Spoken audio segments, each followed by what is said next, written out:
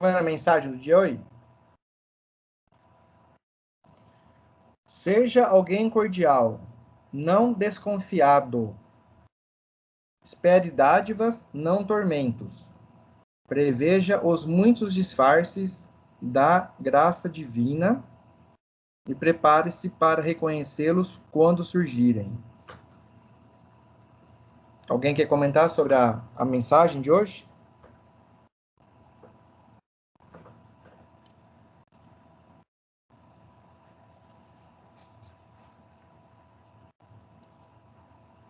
Bom, hoje em dia a gente anda com muita desconfiança de tudo, né? É uma prática, né? Mas a gente tem que praticar, principalmente a confiança quando é coisas divinas, coisas de Deus, né?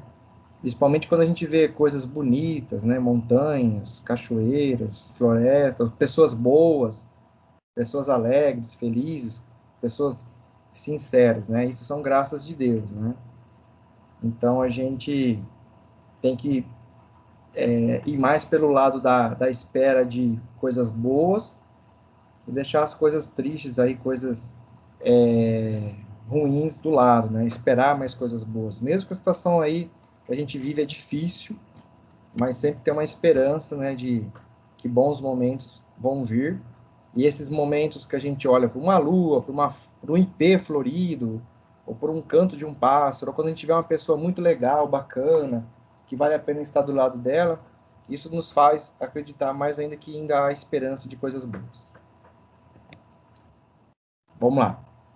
Bom, sobre os códigos maliciosos, eu tinha parado, eu tinha comentado com vocês sobre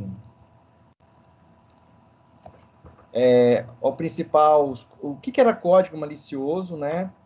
O que era o problema de códigos maliciosos. E aí tinha comentado também que existem várias categorias desse tipo de código malicioso, né? Malwares, pragas, etc. E aí, o objetivo desses códigos maliciosos é gerar ações danosas e atividades maliciosas em equipamentos. Vocês estão me ouvindo? Estão vendo os slides aí? Sim, professor. Tá, então vamos lá. Qualquer coisa vocês me chamam. Então, esses equipamentos, eles podem ser computadores, equipamentos de rede, né? Os modems, switches, roteadores, dispositivos, principalmente os móveis hoje, né? Tablets, celulares e smartphones. Não que o vírus, não que esse código malicioso vá, por exemplo, queimar o seu equipamento. Isso é mais difícil. É claro, se você rodar um programa aí que consome toda a memória do celular, que execute vários processos, várias aplicações maliciosas, ele vai consumir a sua bateria rapidamente. Se seu celular tiver um problema eletrônico aí, um resistor, um transistor com problema, pode ser que queime. A gente sabe que o celular esquenta muito, né? Quando a gente usa muito ele esquenta.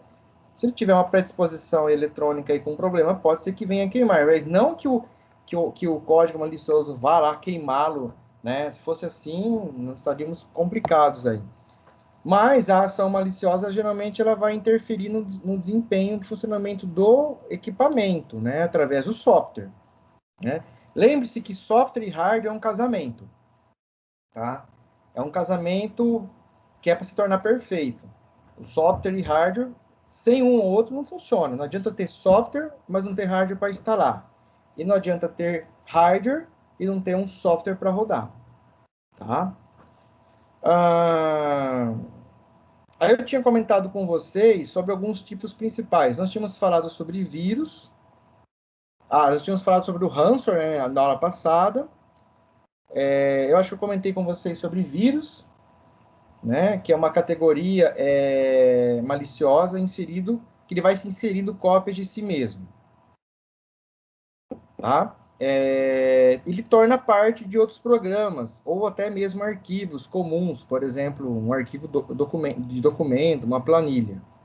E aí quando depende da sua execução do programa, que o programa é executado, ou você abre um arquivo que está hospedando um tipo de vírus, ele vai se tornar ativo, né? E aí vai continuar aí o processo de infecção. Geralmente, os meios de propagação desse tipo de vírus, né, é e-mail e pendrive. Os e-mails é o que mais chove em vírus hoje, malwares, tá? E também a questão do uso do pendrive,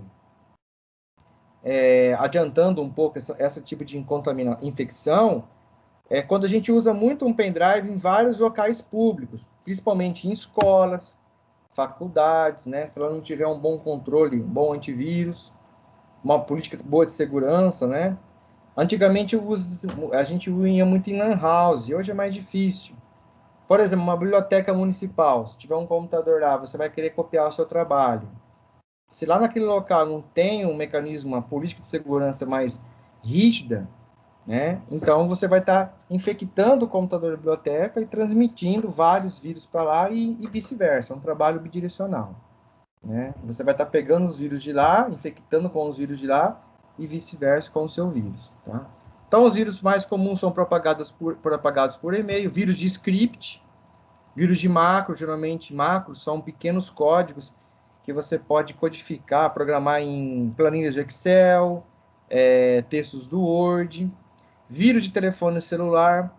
Eis aqui uma questão que muita gente acha que o celular não pega vírus ou nem instala antivírus no celular, que acha que vai consumir muito espaço.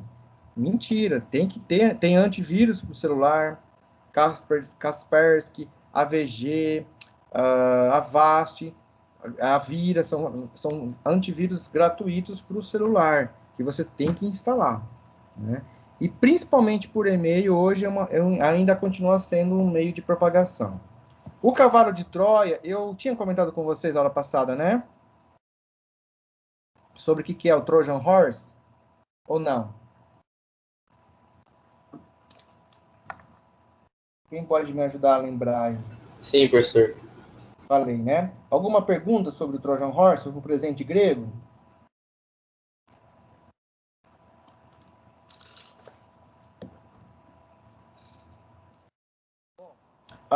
Nesse tipo de ação maliciosa, o cavalo de Troia, por exemplo, a gente pode ver também aqui, ó, o backdoor, que é a próxima explicação, os bankers, né? Bankers são Trojan Horses que cuidam de ações maliciosas para capturar informações bancárias, tá? O spy que fica espionando, DOS, né? Que é um tipo de ataque muito originado, que é a negação de serviço. O ransomware a gente já comentou. Lembre-se que existem dois tipos de ransomware, né? Locker e crypto. E a melhor maneira de evitar não, de resolver o problema de um ransomware, uma contaminação, é o backup. Uma das melhores maneiras. Tirando aí as políticas de segurança. A partir que a sua máquina está infectada, então, talvez por um Trojan Horse, por um vírus, existe o backdoor que abre as portas do fundo, né? Então, esse vírus aqui, ó, esse monstrinho, ele faz com que a sua máquina libere uma porta de conexão. Isso tem muito a ver com sockets de rede, faz parte da matéria de infraestrutura e PRC, que quando uma máquina origem quer se comunicar com a outra, através da camada, por exemplo, de transporte, né, existe uma porta origem, uma porta, um número de porta, é um número mesmo, né? Até 65.536 lá. Você, por exemplo, números, a porta 50.000 da sua máquina, ela, através da camada de aplicação, ela cria uma conexão com a porta, por exemplo, 80 da sua máquina. Né? O que é a porta 80 na máquina servidora? Quem pode me dizer qual é o serviço que a porta 80, por exemplo, de uma máquina servidora provê? Quem sabe me dizer isso? A minha máquina na porta 50.000 está acessando um serviço na máquina servidora, um serviço que é fornecido por meio da porta 80. Que tipo de serviço é esse na camada de aplicação? Quem quer arriscar e falar?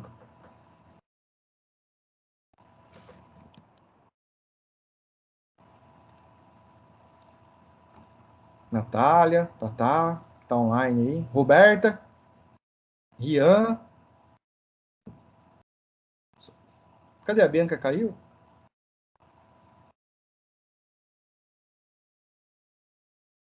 Quem arrisca? Não, tô aqui. Você tá aí? Ah, tá. Quem que arrisca aí? Bom, a porta 80 é uma porta que faz o serviço de HTTP, ok? O HTTP, ele faz com que o servidor web transfira páginas HTML para a sua máquina, ok? Bom, o backdoor ele vai abrir uma porta lá, desde que seja uma porta diferente, uma porta não reservada, e ele vai fazer com que o atacante consiga acesso à sua máquina por meio dessa porta e ele consiga disseminar ou incluir mais ações maliciosas, mais códigos maliciosos, tá? Bom, o Remote Access Trojan, o RAT, né? Ele é um Trojan de acesso remoto. É mais ou menos a combinação do backdoor com o Trojan Horse, que vai fazer com que abra uma porta e você consiga inserir, por exemplo, aí um Trojan Horse, né? E aí ele vai permitir que o atacante acesse o equipamento remotamente e execute ações como se fosse o próprio usuário da máquina, ok? O worm é um tipo de código malicioso muito disseminado por pendrives, né? Até eu comentei aí com o Guilherme na aula passada que ele pediu umas informações a mais.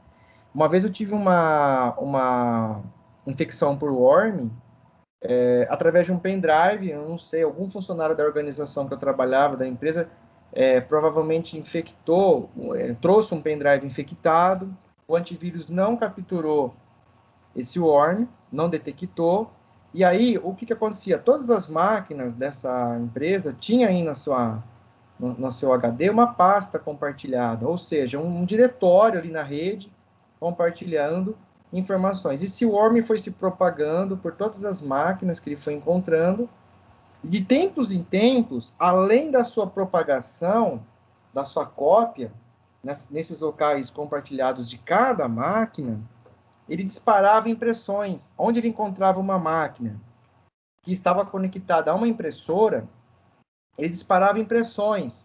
Gastava-se papel e gastava-se tinta. E também o tempo do funcionário, ligando para a TI. Ó, minha impressora começou a funcionar sem mais, sem menos. Está imprimindo um monte de coisas aqui que eu não estou entendendo.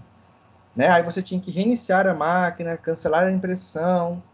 Porque, além disso, também, ele jogava na filha de impressão, né, do sistema operacional, ele jogava uma quantidade enorme de páginas que você tinha que ir lá, ficar dando delete, apagar. Foi ter aí que aí o antivírus, né, na época a gente entrou em contato com o antivírus também não tinha ainda a resolução desse problema, e aí 2 dias depois conseguiram achar que era uma falha do Windows, né, que aí se o worm explorava esse tipo de falha, o antivírus mandou uma assinatura, né, uma vacina, já reconhecendo esse tipo de worm, esse tipo de vírus. Depois a Microsoft também enviou aí os seus patches de correções. Foi quando foi amenizando esse problema, e a gente conseguiu ir detectando esse worm e apagando dessas pastas. Mas, enfim, isso causou transtorno, né? Então, ele consome recursos, como eu disse, a sua propagação é muito rápida, né? E ele explora vulnerabilidades em outros programas. No caso, aí, ele explorava uma vulnerabilidade do Windows em relação a compartilhamento de pastas na rede. Esse tipo de worm, ok? O bot hoje, tá? Um bot, né, em inglês, né, um robozinho aqui. Ele é similar a um worm, tá? Ele faz a execução de cópias diretas, né, direto das cópias. Todos os códigos maliciosos, a sua principal vertente de exploração aqui é vulnerabilidades em programas. Então, todo programa de computador, se ele tiver vulnerabilidade, o código malicioso vai explorar aquela falha e aí que ele consegue entrar num sistema, numa rede e consegue fazer o estrago. Então, se você consegue resolver as vulnerabilidades do seu sistema, do seu software, você vai ter menos chance de ser invadido, menos chances de você se infectar com um tipo de vírus. É aquela coisa, né? Como eu disse, quando a gente tem uma vulnerabilidade na saúde, se eu tomo uma vacina, se eu faço uma prevenção, tomo um medicamento para fortalecer, eu vou estar amenizando um tipo de doença, um tipo de infecção, um tipo de um contágio, né?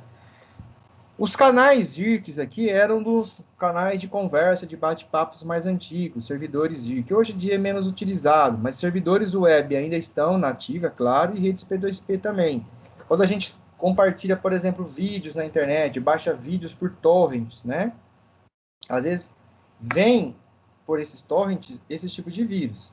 O que acontece? A minha máquina, ela é chamada de zumbi quando ela é infectada por um bot. Por quê? Porque o bot, ele permite que a sua máquina seja controlada remotamente sem o seu conhecimento. Às vezes você fica lá com o teu computador parado. Oi.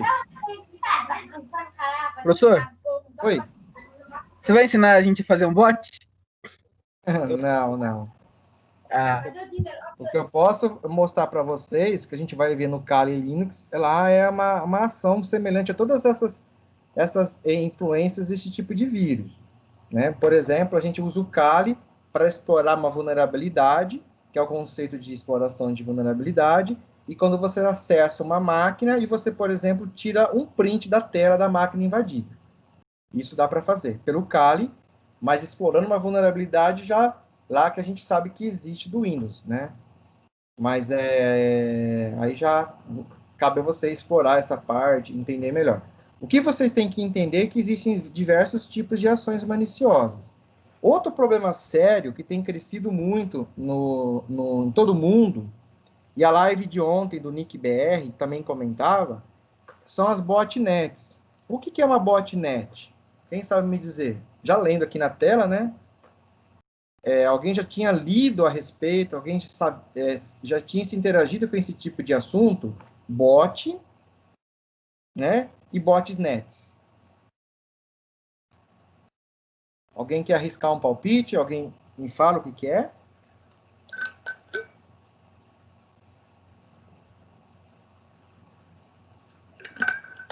Ninguém?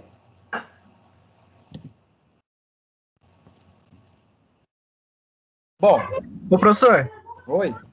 se tipo assim, uma das salas de informática que mexe com o computador, ela foi infectada por um bot, ela vai passar para as outras máquinas que está em volta, por cabeamento ou por qualquer coisa. Então significa que depois de um pequeno período de tempo, aquela sala inteira vai ser uma botnet? Isso, é um exemplo similar, exatamente. Agora imagina uma grande, imensa botnet. Por exemplo, computadores infectados, 1.000 computadores da cidade de Catanduva infectados, mais 5.000 de Rio Preto, mais aí 30 de Botelho, mais 50 de Vila Roberto, mais 100 de Santa Adélia. Está se formando uma grande botnet. E tudo isso sendo controlado, né, o command controller, por talvez aí uma facção criminosa, cibernética, vamos dizer assim, maliciosa, que consegue controlar todos esses bots por meio de uma rede, por meio da internet, né? E o mais ruim de tudo isso ainda, olha aqui, ó. Além de usá-la para os seus próprios ataques, eles podem alugá-la para outras pessoas ou grupos que desejam executar ações maliciosas específicas. Por exemplo, eu tenho uma empresa uma empresa de mercado, vai. E eu sei que o mercado concorrente tem um site de comércio eletrônico. O meu também tem, só que o meu, eu percebo que a concorrência dele está sendo maior. Aí o que eu faço? Vou lá no Mercado Negro, contrato uma botnet e faço lá um plano no Mercado Negro e falo assim, eu quero que vocês efetuem um ataque de DOS, de ligação de serviço, a todos os servidores que vocês encontrarem do meu concorrente. Ou seja, eu quero que vocês tentem derrubar o serviço dele do ar e o quanto mais horas ficar fora do ar, para mim vai ser melhor. Entendeu? Aí você vai lá, em vez de você, né, você não tem conhecimento algum de desenvolver isso, essa ação maliciosa, mas você contrata esse serviço. Olha só o ponto que chegou de você ter que, né, contratar uma botnet e executar o serviço malicioso. Isso é muito relatado nesses eventos de segurança, nessas ações maliciosas, né? E o botnet, a rede bot, né, a botnet, ela tem, assim, crescido muito e, às vezes, existem ramificações mundiais, não só locais. Existem ramificações internacionais de células criminosas mesmo. É semelhante às células terroristas, né? Então, ela é uma célula terrorista cibernética. Ou seja, por exemplo, existe aí, para quem tem curiosidade, uma botnet chamada Mirai. M-I-R-A-I, Mirai. Né? Ela é tema de assuntos de segurança porque ela é uma grande botnet. E hoje existem trabalhos, forças-tarefas, que estão aí incumbidas de tentar derrubar e descobrir o quanto mais essa Mirai cresce para tentar mitigar os ataques efetuados por ela. Né? Então, às vezes, o seu celular é um bot, e você nem está sabendo. O seu computador de casa é um bot. Né? Que nem você comentou aí, né, Guilherme? A sua escola aí, talvez a sua empresa, tem alguns computadores ali zumbis, né? Que estão executando ações maliciosas que você não está percebendo. Ah, professor, mas como que eu percebo? Por exemplo, uma anomalia. O meu HD, mesmo eu sem mexer na minha máquina, a minha máquina está lá descansando, a luzinha do HD fica piscando direto. Fica executando alguma coisa ali. Parece que tem alguma coisa ali anormal. Às vezes pode ser um bot, pode ser um processo sendo usado por uma botnet e atacando uma outra máquina, uma outra organização. Ah, isso é coisa de filme. Não, não é coisa de filme, já é coisa real. Né? Por quê? Porque às vezes o teu antivírus é pirata ou não detectou, você nem tem antivírus na sua máquina. Agora imagina indo mais além, né? E não viajando na maionese. Imagina esse negócio de internet das coisas. Tudo conectado. Imaginem, por exemplo, televisões, smart TVs, videogames, né? E os smartphones. Imagina a quantidade que isso existe no mundo todo. E as pessoas utilizam diariamente isso, a todo momento. E estes celulares, esses equipamentos, principalmente os smartphones, eles estão conectados na internet 24 horas, e 24 por 7, 7 dias a semana. Então, eles tornam-se mais acessíveis para que uma botnet consiga executar ações maliciosas. Entenderam?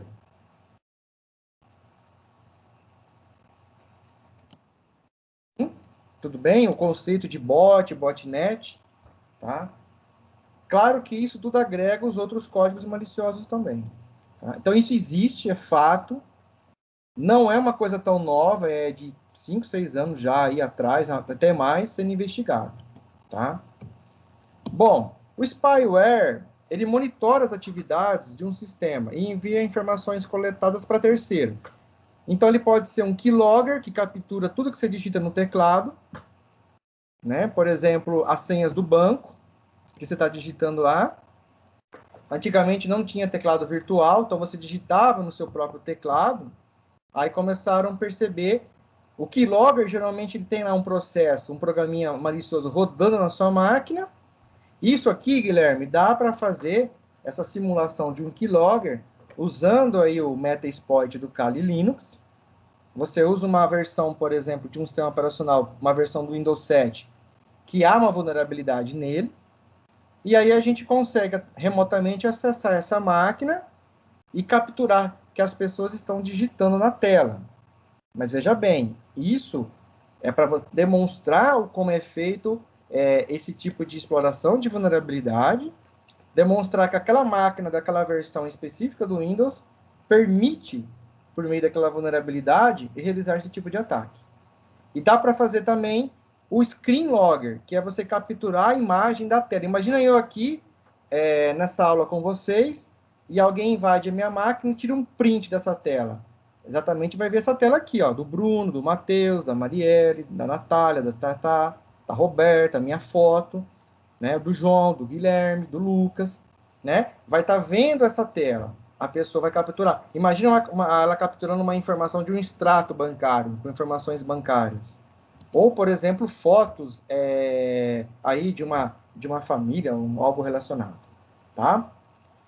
Rootkit é quando o invasor consegue colocar ali várias ferramentas na máquina, e aí ele tem, assim, ferramentas que removem, por exemplo, arquivos de logs.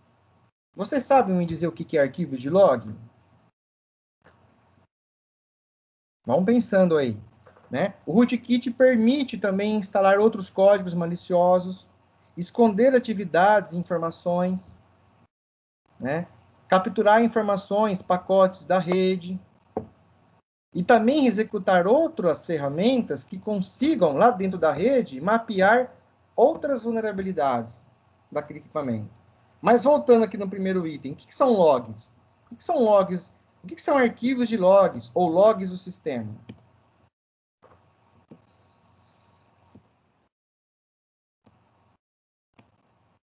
Quem pode me dizer aí?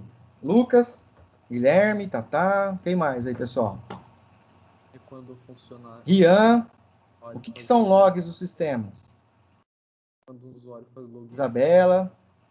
Isabela Gomes, Capelli, João Professor, eu acho que tem alguém falando. Eu não estou escutando.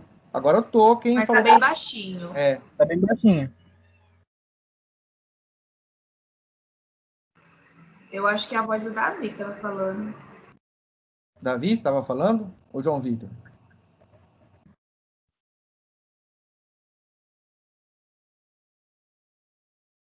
Não? Fala, Guilherme. Professor, eu não tenho a mínima ideia, mas eu quero fazer um chute. Você nunca vai ver, né? Quando você falou assim, logs do sistema, seria algum tipo de as permissões que o sistema tem para você poder acessar alguma coisa assim? Informações para você acessar? Permissões, tipo assim, a permissão do usuário, algumas coisas assim mais privadas da máquina. Não.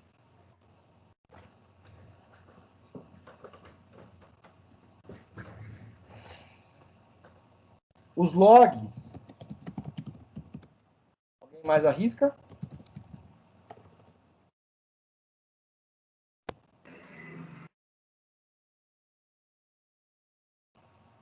A Bianca não conseguiu voltar? Não, ela tá aqui, né? Aqui, eu voltei faz tempo já. Ah, tá. Desculpa, depois que eu vi aqui no chat. O Davi falou que o celular estava baixo o áudio. Davi, e aí? Você conseguiu falar? Escreve no chat qualquer coisa aqui. Dá pra ouvir agora? Tá baixo, eu não estou ouvindo. Baixo. Bom, os logs, tá? Ele tem informações, Guilherme, mas ele grava informações que estão sendo executadas naquele determinado momento. Por exemplo, seria um diário do sistema. As meninas aí, principalmente as meninas, gostam de fazer diários ainda? Ou não tem mais tempo para isso, né? As meninas antigamente tinham diários, né? E hoje existem os diários virtuais. Mas o log é semelhante a um diário de todas as ocorrências que o sistema exerce. Então, por exemplo, o administrador do sistema, ele configura esses logs de acordo com a necessidade dele. Por exemplo, ele quer gravar logs de minuto a minuto. Ou ele quer gravar logs de meia e meia hora. Mas logs do quê? Logs de processos que estão mais em execução. Quais os processos, quais as aplicações que mais consumiram processamento? Ou, por exemplo, quantas vezes um usuário remoto errou a sua senha tentando acessar um serviço lá de SSH? Né? Você tem um funcionário que trabalha remotamente, ele está tentando acessar ali o seu servidor, só que ele errou a senha. Então, ele vai gravar todas as vezes que aquele funcionário errou a senha. E os logs, quando a pessoa invade uma máquina, provavelmente os logs armazenam aquela ação maliciosa, um usuário desconhecido. E aí o invasor vai lá e apaga o log, os seus rastros, né? As suas pegadas na areia. Isso são exemplos de logs. Entenderam? Eu vou parar por aqui, tá? Depois a gente continua aqui. Esses cuidados a serem tomados Tá? Bom, a gente vai continuando conforme a aula vai andando, né? As outras aulas a gente vai comentando sobre esses cuidados, que é parte da disciplina realmente. Antivírus, firewall, né? Sistema de detecção de intrusão, o backup, que a gente já comentou aula passada. O backup é muito importante, tomar cuidado com links e tudo mais, ok? Esse material que eu falei hoje dessa aula está aqui nesse lugar, foi feito pelo NIC-BR, né? O setor é o CERT-BR, e está disponível nesse link aqui, tá? Eu vou parar a aula aqui agora, de gravar a aula, tá? Eu vou parar a gravação. Depois eu deixo disponível lá no YouTube.